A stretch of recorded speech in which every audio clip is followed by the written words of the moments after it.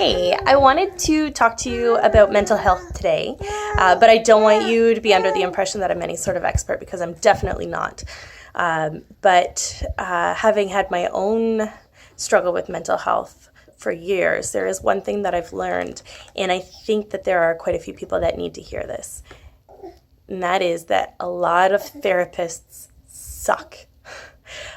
In my own life, I've actually seen 13 different people, be it psychiatrists, psychologists, social workers, marriage counselors, but 13 of them, okay? And it wasn't until my 11th that I finally found somebody that I clicked with, that listened, that helped me be able to make sense of what I was going through and gave me clear, specific steps on how to manage it.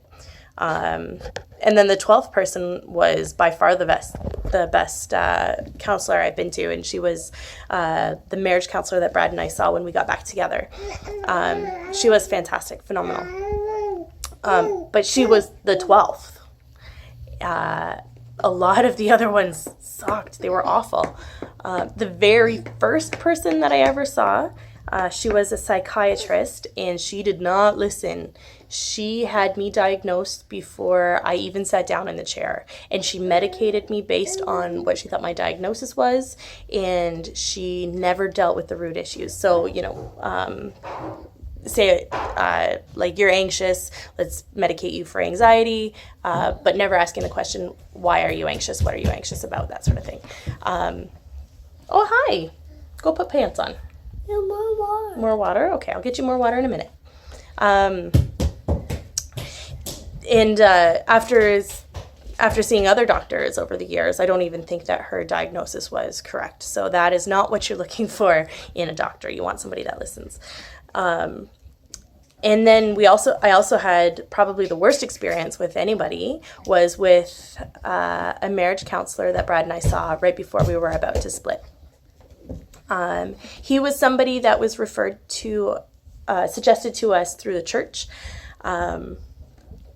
Now let me just pause for a moment, lest anybody say Christian counselors are the worst, because yeah, they can be, but they're not always the worst. That 12th person that I saw that was by far the best, she was also through the church, but she did not throw Jesus Band-Aids at me. She did not tell me to read my Bible more, pray more, believe harder, and everything would be fine. It was none of that.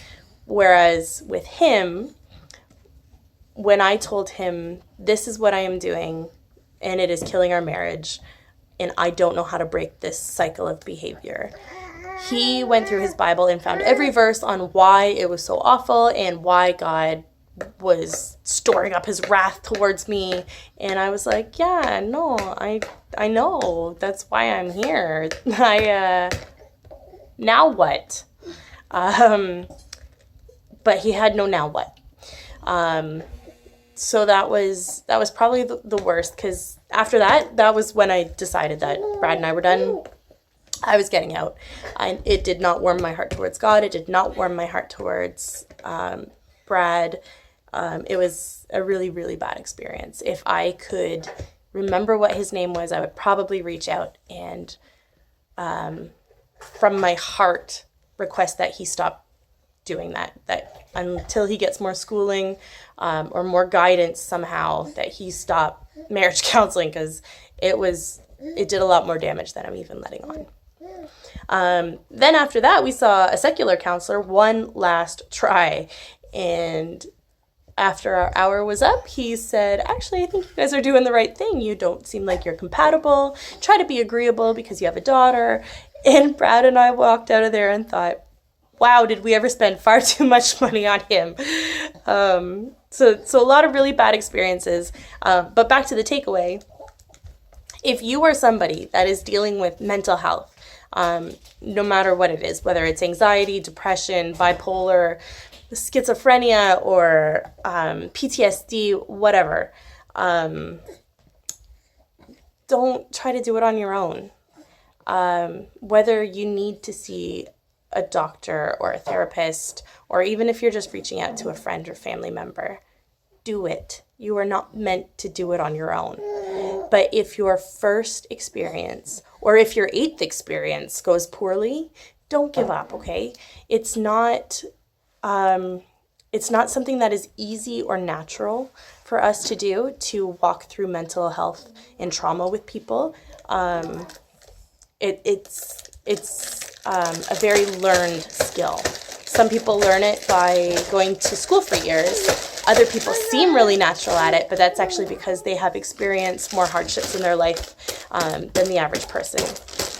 And that has equipped them to help people who are hurting in a unique way. But just keep trying, because those people are out there, and you are strong enough to keep fighting for a better future. And in the meantime, until you find that person, just hold on, okay? And if you have a bad experience, know that that does not say anything about your worth, and it doesn't say anything about your prognosis. If somebody pushes you away or handles it poorly, just know that you are loved more than you believe, and your prognosis is honestly probably quite a bit better than you could possibly imagine. Okay, have a great day.